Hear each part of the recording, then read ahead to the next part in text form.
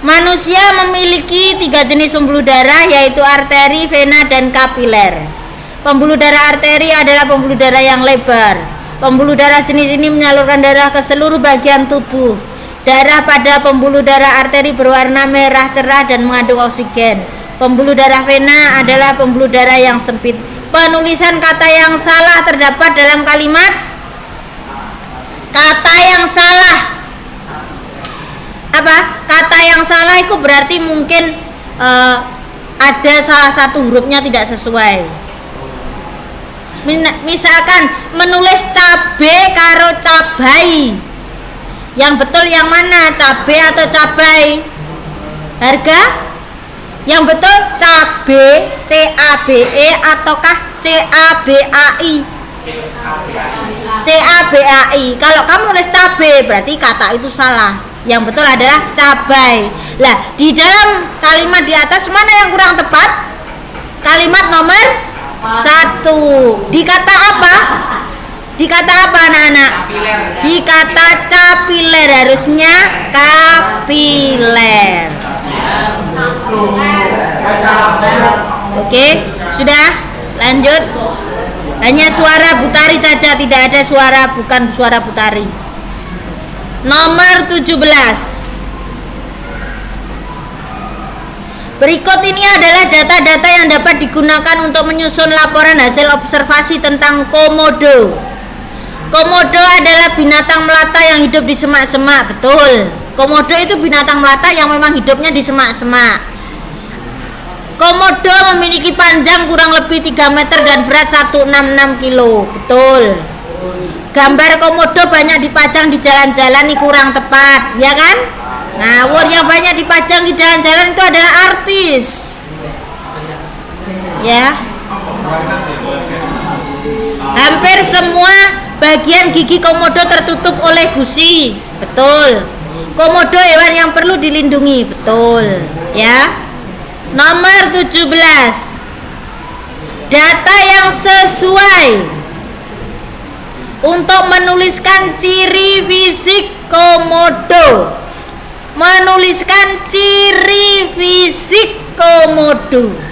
Yang namanya ciri fisik itu tentang badannya, ya. Yang ada nomor 3-nya pasti salah, karena nomor 3 jelas salah, bukan fisik, itu mengada-ngada. Yang nomor 3A jelas salah, ya. Yang jelas salah berarti ACE. ACE jelas salah. ACE jelas salah. Karena ada nomor 3-nya. Nomor 3 itu mengada-ngada, gambar komodo dipajang di jalan-jalan. Berarti yang kamu lihat B dan D. Yang paling tepat yang mana? Yang paling tepat kita lihat nomor 1. Komodo binatang melata yang hidup di semak-semak. Boleh. Komodo memiliki panjang, oke. 4. Hampir semua gigi komodo tertutup oleh gusi. Apakah ini berhubungan dengan fisik semua? Ya. Berarti B boleh. Kita lihat yang D. D itu ditambahi dengan komodo hewan yang perlu dilindungi. Apakah ini menuliskan ciri fisik? Tidak. Ya, berarti jawaban yang paling tepat adalah B. B D tidak boleh karena ada nomor 5. Nomor 5 itu komodo hewan yang perlu dilindungi, itu bukan ciri fisik. Oke, selanjutnya nomor 18.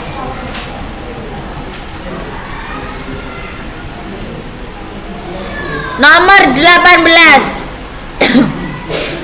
Susunan kalimat yang tepat untuk menuliskan laporan hasil observasi tentang harimau adalah. Susunan kalimat yang tepat untuk menuliskan laporan hasil observasi tentang harimau adalah. Nah, kita lihat soal nomor 1. Oleh karena itu harimau saat ini termasuk binatang yang dilindungi pemerintah agar tidak punah. Ada kata oleh karena itu. Kata oleh karena itu artinya penegasan, kesimpulan. Berarti naruhnya pasti paling di akhir. Paham? Oleh karena itu kesimpulan, maka naruhnya harus di terakhir. Berarti nomor 1 harus diletakkan di paling akhir. Lah A, B, C, D, E yang nomor 1 paling di akhir hanya di A dan E. Berarti jawabannya antara A dan E. Kita lihat A dan E yang paling tepat yang mana. Kalau kamu jawab B, C, D jelas salah. Oleh karena itu suatu penegasan, suatu kesimpulan harus diletakkan di paling akhir. Mari kita lihat yang A. Nomor 2 dulu. Harimau termasuk hewan penjendiri tetapi mempunyai wilayah yang amat luas untuk berburu mangsa.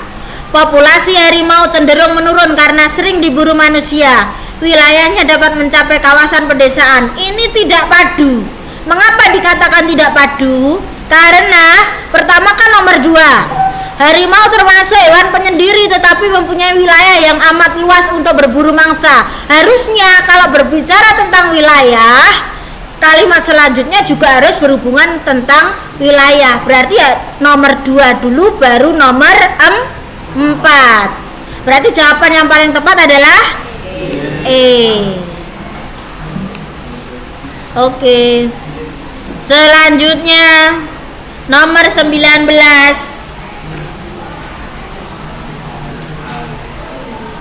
Kalau nomor 19 itu namanya bahasa Indonesia itu harus memahami. Kalau kamu tidak paham perlu baca soal kembali.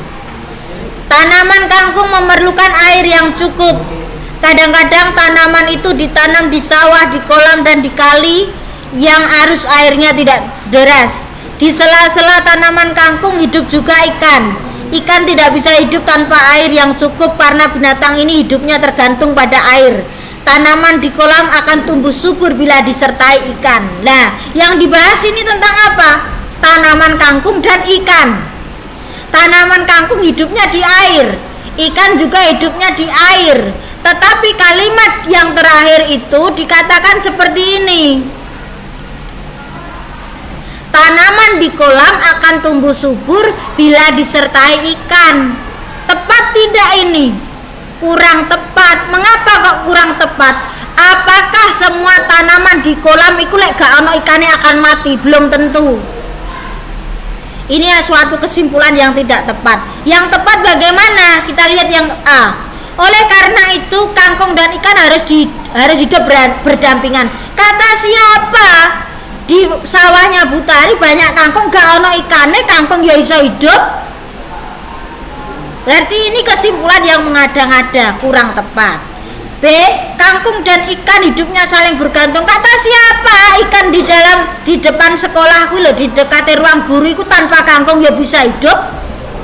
Ngawur ini ya. Yang C. Ikan akan lebih cepat besar bila ditanam berdampingan dengan kangkung. Ngawur lagi. D. Kangkung dan ikan sama-sama tanaman konsumsi. Ikan tanaman konsumsi. Yang tanaman konsumsi itu apa? Kangkung. Kalau ikan itu adalah apa? Hewan. Masa ikan itu hewan? Hewan ya? Hewan yang bisa dikonsumsi. Jadi kangkung dan ikan sama-sama membutuhkan air dalam hidupnya. Berarti kalimat yang tepat adalah E. Oke, sekarang nomor 20.